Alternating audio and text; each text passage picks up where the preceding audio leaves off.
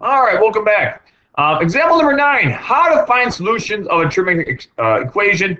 Well, here we go, finding solutions. Well, we want to find, in this case, in my previous 2 examples, or 3 examples actually, we found values from 0 to 2 pi, which is very, very common because that's usually what we always find. However, in this particular problem, we are trying to find all solutions. Now, this goes back to my earlier ones. To find all solutions, that means we're going to find all coterminal solutions, all right? So this is where we're going to add in our 2 pi or whatever multiple that's going to be. So to solve this, we're going to take cosine of x over 2 equals square root of 2 over 2. All right, square root of 2 over 2. Come on, people, all right? 1 to the radical 2. Come on now. All right, that is our 45, 45, 90-degree triangle, and we're going to solve this puppy. This seems pretty easy, but hey, got to have some easy ones here in there, right? But we do have cosine of x over 2, which does make this a little bit more complicated, but let's figure this out. All right, so first off, in order to solve for the inside, we have to get rid of this cosine. So in order to get rid of the cosine, we're going to take the inverse cosine. So we're going to take inverse cosine on both sides, and what happens is we get rid of x equals 2, and we have inverse cosine, or arc cosine, however you want to write it, square root of 2 over 2. Now, square root of 2 over 2, if you recall, all right, we're going to solve this.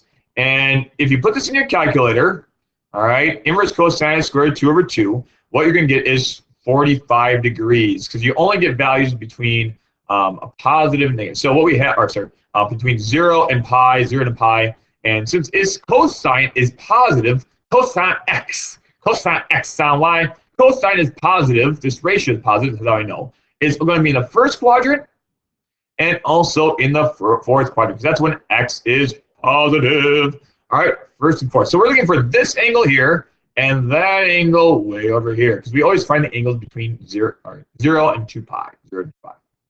All right, so right here, we'll find this angle. Well, thinking about this is a basic trig function. We can use a calculator, but if you put this in here, you should get, all right, 45 degrees, because yes, square root of 2 over 2 is the same thing as 1 to the radical 2. Come on now. All right, 1 over square root of 2, that's how we get square root of 2 over 2. This is a 45-degree angle. So right here, we know that x divided by 2 should equal 45 degrees, or pi over 4. Okay, and what we're going to do is, and all multiples of 2 pi n, all right? So that's for all solutions. So all coterminal angles, so if they go right here and go all the way around again, all right, 360 degrees, I get another coterminal angle. Now, the thing is that I got to figure out this one right here, all right, that one right there. Well, x over 2 is going to equal, well, what is that one? Well, if you take 45 minus 360, because we're looking in the fourth quadrant, so minus 45, or 2 pi minus pi over 4, what you'll have then is going to be 7 pi's over 4. It's really good to make sure you know your unit circle, all right? That is the number one thing. If you know your unit circle really well, this problems are very, very easy. If you don't know that, you have to go study it. Please study unit circle, all right? Know the basic triangles. Know the basic triangles. Know the basic angles of the unit circle. So we have 7 pi over 4, which is our 315-degree angle, all right? Because once again, we have 1 radical 2, and this will be negative 1 because it goes down here, but we don't need it because we're talking about inverse cosine. So we have that, which is a 1 to the 1 to radical 2. Come on out, 45, 45, 90-degree right, so that's the lead right triangle. So we have 2 pi n, all right? And now we're not done yet, because how do we figure this out? So to find all our solutions, we're going to do now is, well, now let's solve for x. We're going to multiply this by 2. All right? Yeah, we're going to multiply everything by 2. So when we do that, all right, we'll multiply this by 2. So I'm going to multiply this whole entire thing. So we can get rid of solve for x. Multiply this by 2. I probably should use a different value. All right, multiply by 2. All right, this whole thing. All right, and also I got to do this, multiply by 2.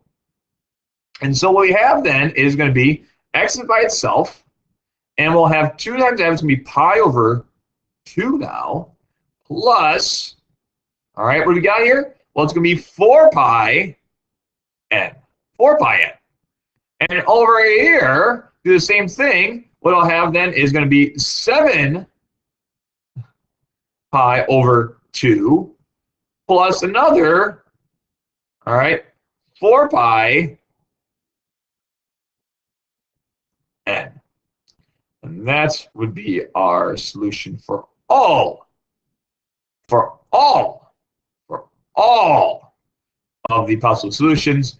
All right, so we're not just going 2 pi's, we're actually going to go 4 pi's because we're taking 2 times the 2 pi's. So we have to go around, all right, twice, all right, 720 degrees each time. That's a 4, it's 4 pi, all right, each time, and add the pi over 2 in order to get another possible angle that will be a solution for cosine of x over 2 equaling square root of 2 over 2. All right, well, that's it. That is how we solve this. Not too bad. This one, we had to find coterminal angles. Make sure you know your sign chart. It makes it a lot easier. Using inverse operations, the same process goes through and how we find all of them.